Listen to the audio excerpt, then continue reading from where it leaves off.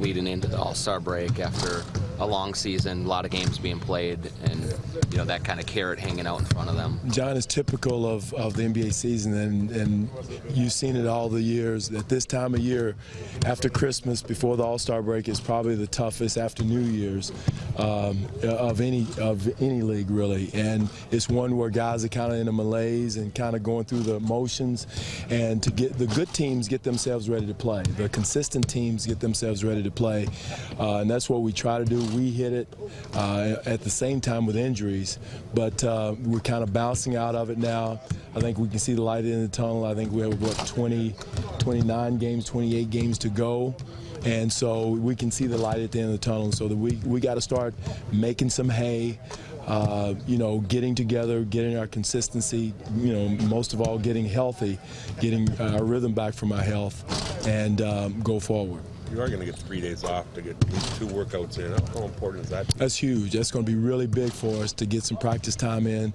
Everybody says, well, you get healthy again. Well, see, those healthy guys still have to get their rhythm back.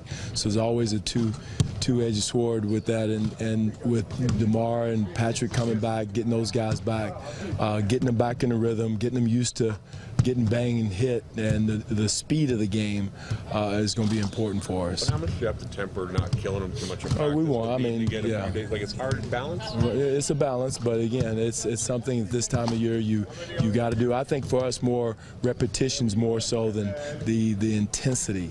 Repetitions and recreating our habits are far more important than anything else. And again, this time of year, you can't have long, drawn-out practices, but you can get them quick and get your habits and repetitions in more than anything. Did you learn anything about your team when DeMar was out? A lot. I learned that you missed 27 points out of your lineup. That you learned that you got to have talent in your lineup to get it done. And again, our young guys did a heck of a job. No, I'm not taking a slide out of Norm Powell because I thought he came in and did an excellent job for where he is in his career. That kid is going to be a talent in this league, and so don't take that as a slight to him, because I thought he did an admirable job replacing an all-star Olympian that DeMar is. You talked with Pat down and Jared still kind of finding his way. You've had to rely on Pascal again, like you did at the beginning of the year. Where have you seen the biggest progress in Pascal? Well, just the understanding what happens in the NBA, the speed of the NBA game, the multiple things you have to do in one possession compared to college. That's one thing he's learned. And again, he's getting stronger. He's been lifting weights. His shot has improved. So he's improved in a lot of different areas, but still is a rookie, still learning as he goes. He's going to see some new things and have to adjust on the fly. You know him from the East, the kind of player the Wolves getting, Lance Stevenson. Talented young man, one-on-one player, hard to stop one-on-one, can get to where he wants to go with the ball. Again, he's been his own worst enemy a lot of times, and I think he'd be the first to tell you that, but a very talented young man. The last time you were here, Towns went off for 35. I'm sure that was a focal point. No question. Towns and Wiggins. Wiggins kind of gets his gander up a little bit when he plays against the Raptors, and being his home country, and believe me, that's what he should do.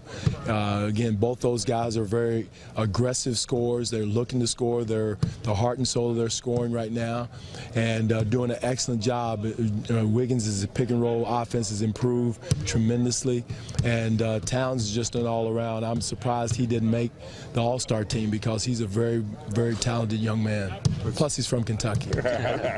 With Stevenson, is it a surprise that he's just 26? It seems like he's been around for. He seems like he's been around a long time. He's got an old soul. He's a veteran player. He knows how to play. He's a basketball player. He's not really a 2. He's not really a 3.